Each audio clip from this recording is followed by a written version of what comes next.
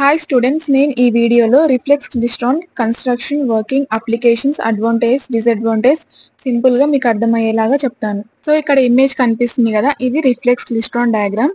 So reflex klystron అనేది ఒక type of vacuum tube అనమాట. ఇది అనేది మైక్రోవేవ్ సిగ్నల్స్ ని జనరేట్ చేస్తుంది. ఇది ఒక ఆసిలేటర్ లాగా వర్క్ అవుతుంది అనమాట. అంటే ఏంటంటే continuous waves of microwave energy అనేది జనరేట్ చేస్తుంది. సో ఇవనేవి మనం రాడార్స్, కమ్యూనికేషన్ సిస్టమ్స్, ఇంకా సైంటిఫిక్ ఇన్స్ట్రుమెంట్స్ లో యూజ్ చేస్తారు.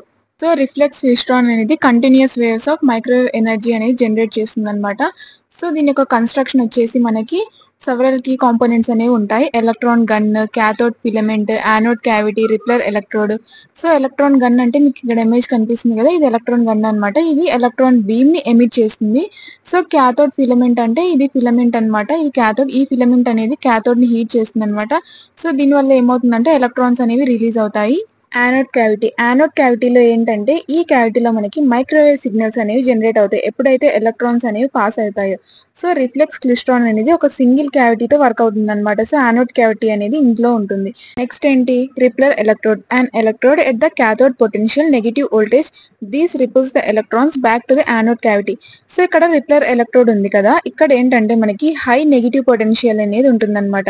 సో ఇక్కడ ఏమవుతుందంటే ఎలక్ట్రాన్స్ అనేవి ఇక్కడ ఎలక్ట్రాన్ బీమ్ అనేది ఇక్కడికి వచ్చేసి ఏమవుతుందంటే ఇది రిపుల్ చేస్తుంది, బ్యాక్ కి సెండ్ చేస్తుంది అనమాట మళ్ళీ యానోడ్ క్యావిటీలోకి. సో అర్థమైంది కదా, కన్స్ట్రక్షన్ లో electron gun, cathode filament, anode cavity, repeller electrode ఇవన్నీ మెయిన్ గా వర్క్ అవుతాయి. నెక్స్ట్ వచ్చేసి working principle of reflex klystron ఏంటంటే ఎప్పుడైతే ఎలక్ట్రాన్ గన్ అనేది ఎలక్ట్రాన్ బీమ్ ని ఎమిట్ చేస్తుందో అప్పుడు ఏమవుతుందంటే ఆ ఎలక్ట్రాన్ బీమ్ అనేది ఇక్కడ యానోడ్ క్యావిటీ కనిపిస్తుంది కదా మనకి, ఈ క్యావిటీ గ్యాప్ ఉంది చూడండి, ఇక్కడ పాస్ అవుతుంది అనమాట.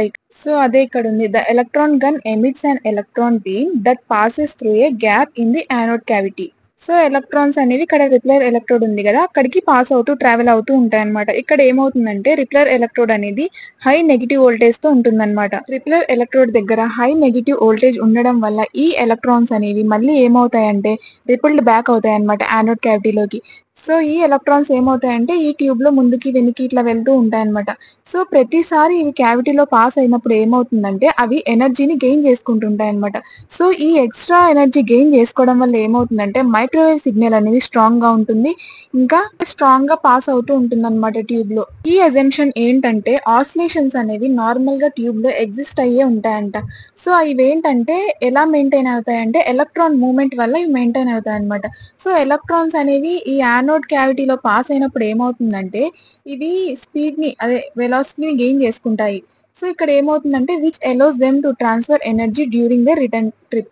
సో ఇవి ముందుకు వెళ్తూ వెనక్కి వస్తూ ఉంటాయి కదా, సో దీని వల్ల ఏమవుతుందంటే ఎనర్జీ అనేది ట్రాన్స్ఫర్ చేస్తుంది అనమాట. సో ఆ ఎనర్జీతో ఇవి ముందుకి వెనక్కి వెళ్తూ ఉంటాయి.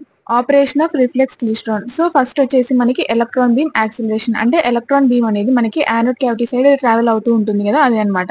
సో నెక్స్ట్ ఏంటంటే ఎలక్ట్రాన్ బిహేవియర్ అనేది ఎలా ఉంటుంది. ఫస్ట్ ఏంటి, రిఫరెన్స్ ఎలక్ట్రాన్. ఇక్కడ ఇమేజ్ చూడండి, మనకి reference electron, early electron, late electron ఇక్కడ కనిపిస్తున్నాయి కదా. సో ఫస్ట్ రిఫరెన్స్ ఎలక్ట్రాన్ అంటే ఏంటి, రిఫరెన్స్ ఎలక్ట్రాన్ అంటే ఏంటంటే ఈ ఎలక్ట్రాన్ అనేది క్యావిటీలో పాస్ అవుతుంది అనమాట. ఎలా అంటే చూడండి, these electron passes through the cavity without gaining extra velocity and return to the cavity after reaching the repelled electrode with the same velocity. So ఈ ఎలక్ట్రాన్ ఏంటంటే ఎలాంటి గెయిన్ అనేది ఎక్స్ట్రా వెలాసిటీ ఏం తీసుకోదన్నమాట. ఇది ఎలా వెళ్ళిందో అలాగే రిపెల్ ఎలక్ట్రోడ్ దగ్గరికి వెళ్ళి సేమ్ వెలాసిటీతోనే వెనక్కి వస్తుంది అనమాట. సో అదే చూడండి ఇక్కడ ఉంది. సో నెక్స్ట్ ఏంటి, ఎల్ఏ ఎలక్ట్రాన్ అంటే ఏంటంటే ఈ ఎలక్ట్రాన్ అనేది రిఫరెన్స్ ఎలక్ట్రాన్ కంటే ముందే స్టార్ట్ అవుతుంది అనమాట, but reaches the repeller electrode first. So repeller electrode కి ఫస్ట్ రీచ్ అవుతుంది అనమాట, కానీ ఈ యానోడ్ క్యావిటీ దగ్గరికి వచ్చే లోపు ఏమవుతుందంటే స్లోగా వచ్చేస్తుంది అనమాట. సేమ్ టైమింగ్ ఇప్పుడు రిఫరెన్స్ ఎలక్ట్రాన్ ఎప్పుడు రీచ్ అయిందో అది కూడా ఆ టైంలోనే రీచ్ అవుతుంది అనమాట. నెక్స్ట్ ఏంటి, లేట్ ఎలక్ట్రాన్. సో ఈ ఎలక్ట్రాన్ అనేది ఈ రెండిటి కంటే చాలా లేట్ గా స్టార్ట్ అవుతుంది అనమాట. చూడండి, these electron starts later but moves faster than the previous 2 electrons. కానీ లేట్ గా స్టార్ట్ అయినా కానీ ఏమవుతుందంటే చాలా స్పీడ్ గా మూవ్ అవుతుంది అనమాట. సో క్యావిటీకి సేమ్ టైమింగ్ లోనే రీచ్ అవుతుంది, అంటే రిఫరెన్స్ ఎలక్ట్రాన్, ఎల్ఈ ఎలక్ట్రాన్ ఉంది కదా, సో ఈ రెండు టైమింగ్ సేమ్ అలాగే రీచ్ అవుతుంది అనమాట. అంటే వీటికంటే లేట్‌గా స్టార్ట్ అయినా కానీ తొందరగా వెళ్తుందనమాట. సో, ఒకసారి అక్కడున్న మ్యాటర్ చదవండి. మీకు క్లారిటీ వస్తుంది. నెక్స్ట్ ఏంటి? Formation of electron bunch. So, ఈ 3 ఎలక్ట్రాన్స్ ఏవైతే రిఫరెన్స్ ఎలక్ట్రాన్ గాని, ఎల్ఏ ఎలక్ట్రాన్ గాని, లేట్ ఎలక్ట్రాన్ గాని ఇవన్నీ ఏమవుతాయంటే reach the gap at the same time. ఈ యానోడ్ క్యావిటీ గ్యాప్ ఉంటుంది కదా! అక్కడికి సేమ్ టైమ్‌లో రీచ్ అవుతాయన్నమాట. మనకొక ఎలక్ట్రాన్ బంచ్ అనేది ఫార్మ్ అవుతుంది. ఇక్కడ ఇమేజ్ చూడండి. ఎలక్ట్రాన్ బంచ్ అనేది ఫార్మ్ అవుతుందన్నమాట. సో, ఈ ఎలక్ట్రాన్ బంచ్ ఏం చేస్తుందంటే మైక్రోవేవ్ ఆసిలేషన్స్‌ని క్రియేట్ చేస్తుందన్నమాట సిస్టమ్‌లో. నెక్స్ట్ వచ్చేసి transit time and optimal conditions. అంటే ఏంటంటే the time taken by the electrons to travel through the system and return to the cavity is called transit time. అంటే ఏంటంటే ఇప్పుడు ఎలక్ట్రాన్స్ అనేవి సిస్టమ్‌లో ట్రావెల్ అవుతాయి కదా! అవి ట్రావెల్ అయ్యి మళ్ళీ క్యావిటీలోకి రిటర్న్ అవుతాయి కదా! సో, ఆ టైమ్‌ని మనం ఏమంటామంటే ట్రాన్సిట్ టైమ్ అని అంటామన్నమాట. So, the optimum transit time is the time at which the electron bunch is formed to produce the best microwave output. So, ఈ ఆప్టిమమ్ ట్రాన్సిట్ టైమ్ అనేది ఒక బెస్ట్ టైమ్ అనమాట. ఇక్కడ మనకి ఎలక్ట్రాన్ బంచ్ అనేది form అవుతుంది. సో, ఇక్కడ మనకి మైక్రోవేవ్ అవుట్‌పుట్ అనేది బెస్ట్‌గా ఉంటుందనమాట. So, the transit time is given by the equation T=n+3/4. So, ఇక్కడ n అంటే ఏంటి? ఇంటీజర్ అనమాట. సో, ఈ ఈక్వేషన్ అనేది మనకేం చూపిస్తుందంటే shows that the transit time depends on the repeller and anode voltages. So, ఈ ట్రాన్సిట్ టైమ్ ఉంటుంది కదా! ఇదనేది రిపెల్లర్ ఇంకా యానోడ్ వోల్టేజెస్ మీద డిపెండ్ అయి ఉంటుంది. డయాగ్రామ్స్ అనేవి చాలా ఇంపార్టెంట్. నెక్స్ట్ ఏంటి? Advantage of reflex klystron. ఇదనేది సింపుల్ టు యూజ్ అనమాట. సో, రిఫ్లెక్స్ క్లైస్ట్రాన్స్ అనేవి ఈజీగా ఆపరేట్ చేయొచ్చనమాట. సో, దీని యొక్క డిజైన్ అనేది స్ట్రెయిట్ ఫార్వర్డ్ ఉంటుంది. సో, ఇవనేవి లో పవర్‌ని యూజ్ చేసుకుంటాయి. సూటబుల్ ఫర్ అప్లికేషన్స్ నీడింగ్ లో పవర్ మైక్రోవేవ్ సిగ్నల్స్. సో, లో పవర్ అప్లికేషన్స్‌కి ఇవి బాగా యూజ్ అవుతాయన్నమాట. సో, నెక్స్ట్ వచ్చేసి variable frequency. The frequency can be adjusted which is useful in various applications. So, frequency అనేది మనం అడ్జస్ట్ చేసుకోవచ్చనమాట. సో, అదే వేరియబుల్ ఫ్రీక్వెన్సీ అంటే the frequency can be adjusted. So, మనం ఇవి నెంబర్ ఆఫ్ అప్లికేషన్స్‌లో యూజ్ చేసుకుంటాము. Next compact అంటే ఈ రిఫ్లెక్స్ క్లైస్ట్రాన్స్ అనేవి స్మాల్‌గా ఉంటాయి. సో, స్మాలర్ డివైసెస్‌లో ఈజీగా ఫిట్ అవుతాయి. Next disadvantage of reflex klystron లో ఎఫిషియన్సీ. అంటే ఈ రిఫ్లెక్స్ క్లైస్ట్రాన్స్ అనేవి అంత ఎఫిషియెంట్‌గా ఉండవన్నమాట. ఇవి లాట్ ఆఫ్ ఎనర్జీని వేస్ట్ చేస్తాయి హీట్ రూపంలో. సో, లో పవర్ అంటే ఏంటంటే ఇవి లో పవర్ అప్లికేషన్స్‌లో బాగా యూజ్ అవుతాయన్నమాట. సో, హై పవర్ నీడ్స్‌కి ఇవి అంత సూట్ అవ్వవన్నమాట. నెక్స్ట్ వచ్చేసి అన్‌స్టేబుల్ ఫ్రీక్వెన్సీ. సో, దీని యొక్క ఫ్రీక్వెన్సీ అనేది టెంపరేచర్ ఇంకా వేరే ఫ్యాక్టర్స్ వల్ల చేంజ్ అవ్వచ్చు. So, not good for high power applications అదే ఇందాక చెప్పింది. సో, ఇవనేవి హై పవర్ సిస్టమ్స్‌కి అంత సూటబుల్ కావన్నమాట. సో, లాట్ ఆఫ్ పవర్ అనేది మనకు అవసరం అవుతుంది.